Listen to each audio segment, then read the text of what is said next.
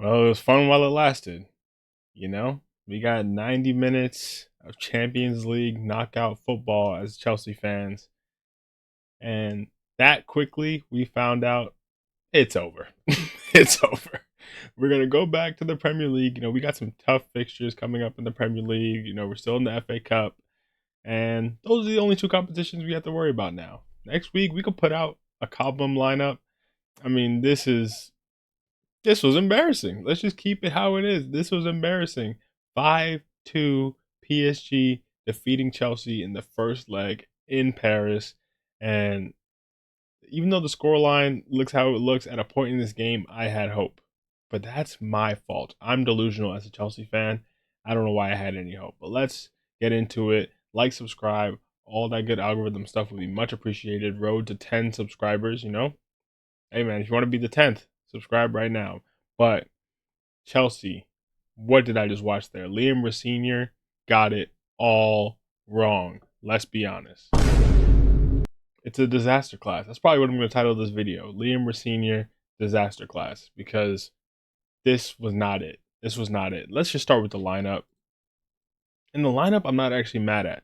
I mean, look at this Bermuda Triangle right here. Let's not even talk about that yet. But the lineup from most of the perspective, I'm not mad at. If you really look at it, Joao Pedro, our starting forward, obviously. Enzo, Neto, Palmer. With the injuries we have, this is probably the best we can line up here. Obviously no Esteval. If we can get Esteval back in that second leg, I mean, that's the issue. I'm still dreaming. I'm still in fantasy land. It's over. But if he had Esteval, it's a different story, I think. Either way, Palmer and Enzo, Neto, okay. James Caicedo, I love this pairing. No Santos today, interesting though.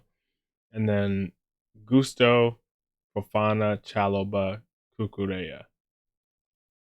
In theory, this is our strongest back four. Obviously Reece James is stronger than Gusto, but if we're playing Reece James in midfield, having these two covering this back four, this is our strongest back six that we can put out, considering Colwell's injured.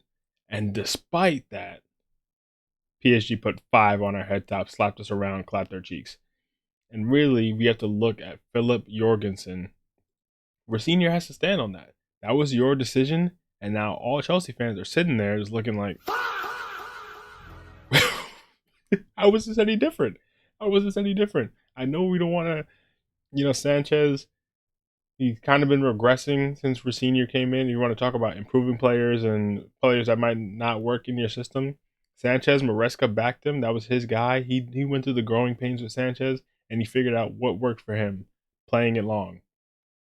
Sanchez eventually starts regressing when Senior comes in, and all of a sudden he's making mistakes. He can't really play it off in the back comfortably as usual, and all of a sudden he's dropped for Philip Jorgensen, who for parts of this game was looking solid. He was showing some comfort on the ball. You could tell he has confidence on the ball, but it only takes one. It only takes one massive mistake for this game to be out of reach. And in reality, it was coming the entire game. PSG's press is absolutely relentless. That's why Mbappe is out in Madrid, because he was not willing to do the work. The press that they put on is not something you can just willy-nilly play out of the back from. At a point in time, you just got to say, I'm going to play it over the top and try to see what we can flick on, what we can battle for up top. Where Joao Pedro goes and he fights for it. The thing is, Enzo Maresca literally gave us the blueprint in the summer. We slapped PSG 3-0 in the Club World Cup final. You could tell they didn't forget it, the way they came out ball striking in this game. And we had the ugly patch on our kit to remind us and to remind them. We did it already. We found out the formula to beat the best team in Europe. Stop playing out from the back. That doesn't work for everyone. And Maresca showed us. And that's the thing. Maresca in these big games, he comes with a tactic that we need for that game. Even if it means sacrificing an identity, a specific style of play, he will do that for a specific game to get the result he needed. We're senior. I respect that he's trying to build a certain identity at Chelsea. But that means nothing. It really, in general, obviously it means something in general. But in a game like this, it means nothing if you're going home 5-2. What does it mean that you played out the back the entire game? Clearly, it's not working. At some point, you have to show me as a coach, as a head coach, specifically. That's what they all said. That's his label, a head coach, whatever. You have to show me at a head coach at a certain point in this game. Okay, let's make a difference. Let's make a change.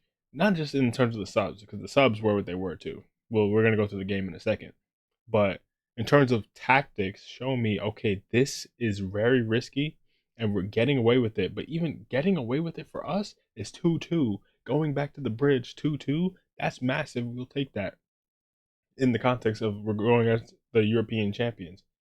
2-2, playing this risky style against this press, we see that out, and let's just see out the game. 15 minutes left, let's see out the game. But you just kept going stubborn with the same thing, and eventually it works when you have, I mean, I say work loosely. It can get by when you have fresh legs. But guess who had the fresh legs? Luis Enrique, who was proactive, made subs, had fresh legs in attack to go and press and continue the press. All of a sudden, we're giving up the ball willy nilly, and they slapped three on us in the last 15 minutes. But let's just get into the game. Some of the goals. I mean, it's a lot of goals. So I'm not even gonna remember specifically each one. Like we had more possession. Oh no, sorry. That's I'm used to always being a blue. PSG had more possession. Of course they did, because of course they did. We were losing the ball everywhere. We had more expected goals, which is, I mean, I don't really know what that means. I guess they did score some goals from some pretty improbable, quote unquote, positions, and we had opportunities. But let's talk about it. First of all, within 10 minutes, Bradley Barcola, banger. You got to put your hands up at a certain point in time. Yeah, baby. You got to put your hands up. He scored a banger, and PSG has players with that in their locker. Bradley Barcola. If you really look at PSG's lineup, let's go back to the lineup for a second. Barcola, Dembele, Doué. And then they bring Kvara off the bench, who ends up being man of the match with 2 goals and assists in about 30 minutes. What are we talking about here? If we really look at this, obviously Dembele plays centrally for them, which is scary if we look at their second goal. But these are 4 wingers that they play against their front line. Barcola can play on either side. Doué can play on either side. Really, Barcola, Doué, and Kvara are all left wingers, and Dembele is probably the only right winger in traditional sense. But these two can play on either side. Today with Doué on the right, Barcola on the left. Kvara came on the right, and eventually he went over to the left at a point in time. I mean, these guys can literally, the flexibility is insane, and the fact that they can start any 3 of these guys, and we're stuck. And I don't even want to get on him because Pedro Neto actually played well today. But the fact that our options are Pedro Neto, and if that's not working, we bring on Garnacho, who didn't really get much of a chance today, or maybe Gittins, who's injured right now. Obviously, we have Esteval, but he's injured as well. But he's on the right. Our left side is just not enough. I'm not gonna lie, in this summer, we need to go and have a serious conversation in French to Paris Saint Germain or Paris Saint Germain, whatever, and talk to them. Hey, you got these wingers, all these winger options. I know you guys are trying to do your whole French project, so they're probably not gonna want to sell Barcola or Doué. I get that. They're young players, they're French, they're with the identity of the city. That makes sense. But Kvara, he's off the bench. I mean, you already got your Champions League out of him. Let us hold that. I mean, you have excess goods, bro. Let us hold that. I mean, we need to really have a serious conversation. They can have Neto, Garnacho, and Gittins for kvaratskhelia, bro. I'm not even kidding. They can have all 3 of them. I don't care. But beautiful goal from Barcola. Just the finish, the chest, the volley, the power, unsavable on his weak foot. I did not see that coming. It literally caught me off guard. Like I almost didn't see it. It was that quick. But we stayed in the game. You would have thought they had momentum even after scoring that goal, but we see ourselves out of it, and eventually Malo Gusto out wide. We get a ball from Enzo and puts it on target. The keeper probably should have done better there. He gets a hand to it, but it's not strong, which, we found that out later that our keeper can do the same thing. But Eventually sneaks into the back of the net. And Malo Gusto scores in Paris. He got that French buff for the day. And we're back in the game.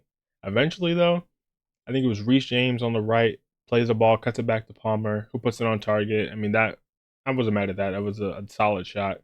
But keeper saves it. And eventually, not eventually, right away, Dembele and PSG on the counter. Dembele ends up to be fair, Fofana with the recovery pace catches up to Dembele.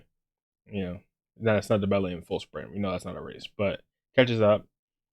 And the issue is knowing Dembele. He's way too two-footed to really show him one way or the other, and he cuts it back, makes Fofana think about it, and then he brings it back and scores it on his weak, quote unquote, weak foot, his right foot, which that's fake for Dembele, and puts it bottom corner. Solid. I really wanted him, honestly. At that point, he should have just. There's not really much you could do there. I wasn't even mad at Fofana at that point in time because he tried, I guess, to show him the pass to Hakimi, who was trailing, and Cucurella was trying to hold on to him, but Dembele does well. We're going into halftime though, 2-1. I'm not mad at that. 2-1 in Paris. Take that back to the bridge. It's not the end of the world. But second half, Pedro Neto, who this game, I want to give my props to Pedro Neto. I mean, late in the game, we'll talk about some shenanigans. But my issue with Pedro Neto, who I think is a decent player. Like we dog on him a bit, but overall, I think he's a decent player. But the issue is we have so many right-sided players, like in terms of the actual quality ones, that we need him to do a job for us on the left. And on the left, he's been doing this whole chop and cut in, and it's been killing attacks, which didn't make sense to me because to me it always made sense that if you play on the left, you would just drive down the wing and smash a ball into the box because that's your strong foot and you have unbelievable pace. So why would you still be cutting in those scenarios? It seems like ROSENIOR has somehow gotten that into his head because today he was explosive down that left wing because the way PSG were set up. You see, Mendes basically was going wherever he wanted. So Joao Neves was really occupying like this left-sided center back role. I'm thinking that's right side, yeah, because Palmer's over here. He was occupying the left-sided center back role, and then similarly, he was having his way with Palmer. I'm not gonna lie, they were having a decent battle, but he basically came out on top on that. And similarly, on the other side, Hakimi was kind of pushing up wherever he wanted. So Marquinhos was drifting out to the right side of center back, and Pacho was staying centrally. So in terms of pace, obviously Neto is going to have Marquinhos for dinner. If it was Hakimi, that's a different story, but he's matching up with Cucurella. So Neto is just blitzing Marquinhos every time we play a ball through. And eventually for that second goal, it wasn't that quite that. It was a loose pass. I think Zaire Emery doesn't take control of it and Neto pounces and then he blasts down the wing and cuts it back to Enzo, who box crashes, which is his best attribute at this point in time, other than his passing, which is hit or miss sometimes. And right on target. That's what we needed from him. That's the Enzo we want to see, not these long shots that he skies over the bar. I'm done with that. And speaking of passing, today, first half, Caicedo was off it. I don't know what it was, but first half, just like either a pass was too strong or too weak. Eventually, I think he grew into the game. Second half, he was winning the ball back for us a lot. But that first half was rough. Even Reece in this game, he wasn't amazing on the ball in the way he usually is. He had some moments where he was getting caught on the ball. The press was just relentless. And the battle was always going to be this midfield, and the PSG midfield ended up beating us simply. But either way, that was the Neto goal. I mean, the Enzo goal, which was the Neto assist. And eventually, this is where you see the managerial experience coming into play. Luis Enrique understands for this press to be maintained for 90 minutes, we need fresh legs. He brings on kvaratskhelia or Kvaradona, who he could turn into Kvaradona for this game, which is a ridiculous sub. In reality, I mean, I know Due is like the golden boy, whatever, but right now in 2026, Kvaratskhelia is probably still better than Due. So the fact that he's coming off the bench for him is an insane sub to be able to make. He brings on Lee Cayenne as well for Usman, who isn't 100% fit, I don't think. And now they have fresh legs in attack in the press. And It immediately manifests itself when Philip Jorgensen, your time has come. Because let's be real, this game, you did what you tried to do on the ball. You had some moments of success, some moments where he was trying to aura farm, showing some composure on the ball. But this is where Liam ROSENIOR has to stand on business. You made the decision to drop Sanchez for Jorgensen, thinking this would be the difference maker for my playing it out of the back style. And really, you got to hold that. You got to hold that. Your guy made similar mistakes that Robert Sanchez would make. And he tries to play it out from the back. The pass is never on. He plays with his left foot across the body. And Barcola comes in, blocks it. And eventually Vitinha is able just to chip it over his head because he's way off his line. Chips it over his head. A nice chip to give it to him, Vitinha. And it's 3-2. And from that point, PSG just never look back. They bring on more attacking substitutions just to continue that press.